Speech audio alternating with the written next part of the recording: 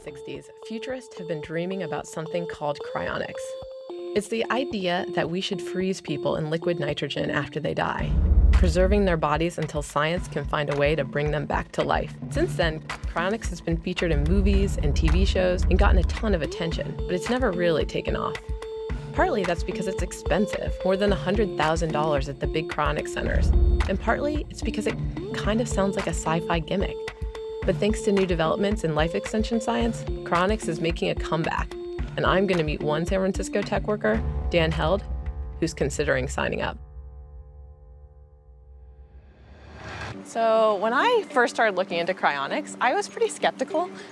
It seems strange to me, especially the way it works, where you're freezing your body after you've died. I don't know if I completely believe that it works, but as I've learned more about it and some of the research they've done in bringing people back after they've been dead for 40 minutes or bringing worms back after freezing them, I'm starting to think that maybe the science is there. We're in San Francisco, and we're going to meet this 27-year-old who's thinking about signing up for a cryonics plan.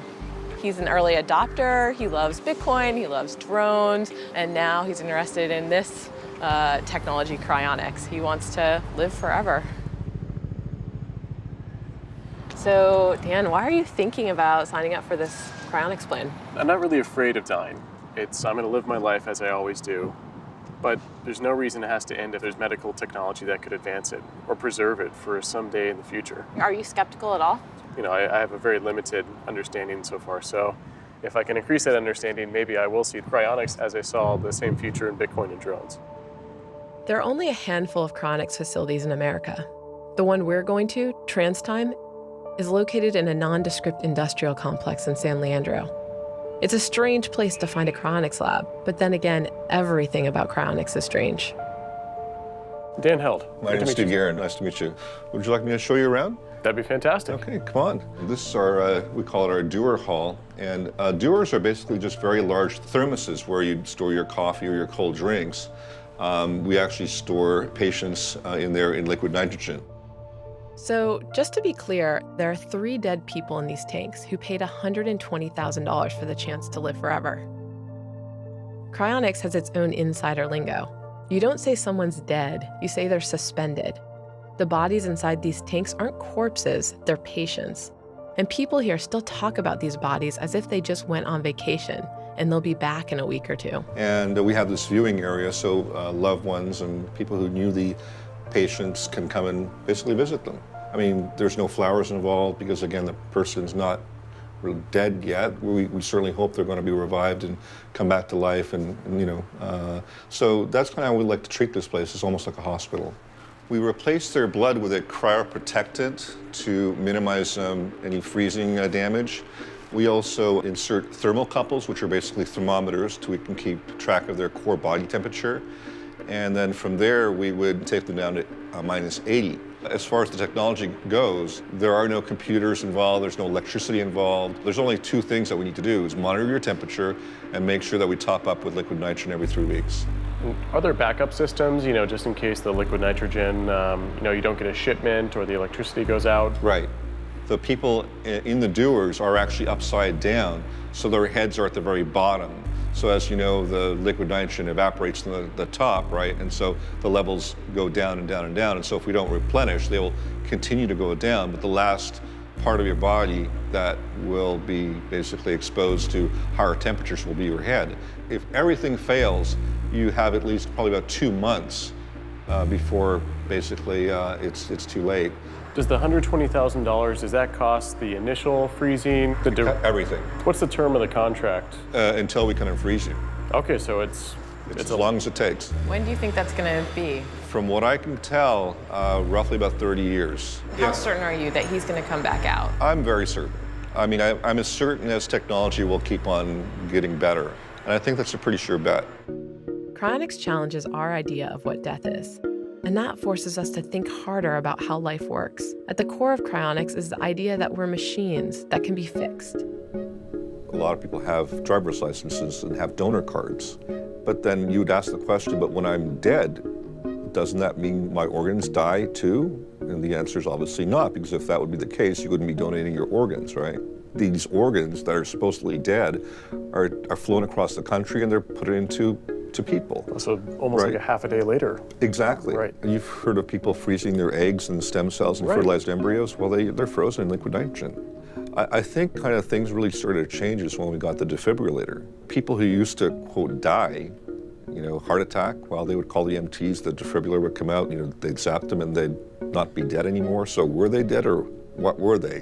What is death? Right. Well, I think we're going to have to redefine what that is, actually, because it's not a clear thing anymore. Dan isn't the only young tech worker who's interested in cryonics. He's going to meet Louis Helm, another tech worker who has already signed up to be frozen when he dies. If I think of my brain like a hard drive, a hard drive isn't immediately erased the second you turn off the power or something Right. like that. We know that brains don't immediately lose all of their memories the second your heart stops beating. That's kind of the debate, right?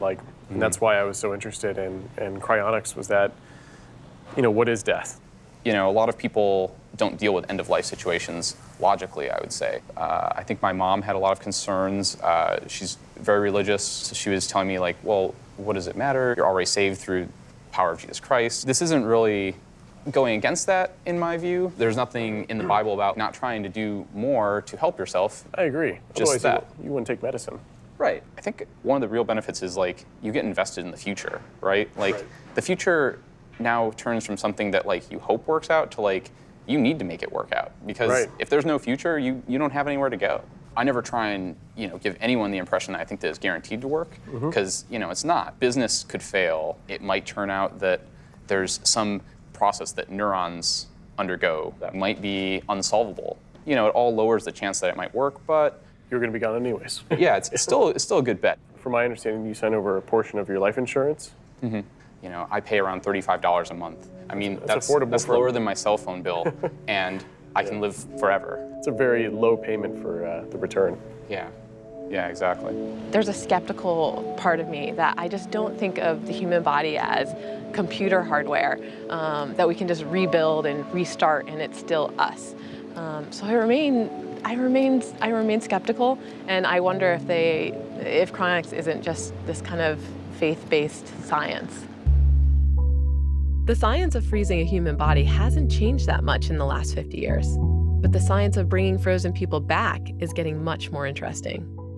Steve Guerin wants to take Dan to his anti-aging facility at the Berkeley Lab to show off some of their recent developments. So, Dan, what you're looking at there is basically a map of the living process, and aging is just that process running for a very long time, in most cases 80 years.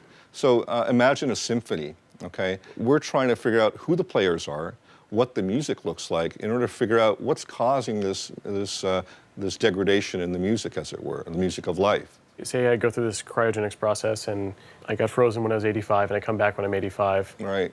How does any of this help me with that? Where we're working on a 3D printer that will be able to print out new body parts for those parts that are damaged or destroyed through aging. It's still in the development stage, but a lot of the components are there as far as the print head and the syringes and so on. So the principle for 3D printers is very similar, except the material that we use is different. And so instead of using plastic, we're basically using cells as the ink, if you want to call it that. Organ transplants are routine and take place all the time, so that technology already exists.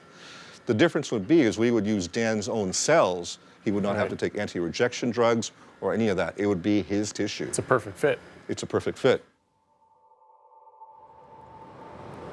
So you've made a decision. I've made a decision. I'm going to sign up. Do you feel like you're not an especially skeptical person? You're not worried that you're being taken advantage of or that this won't work? If you look at some of the science behind this, it's well documented, it's sourced, it's been done before in animals. I think a lot of people just haven't given it enough thought. I think they're so wrapped up in the day-to-day that some of these questions they would rather just not think about.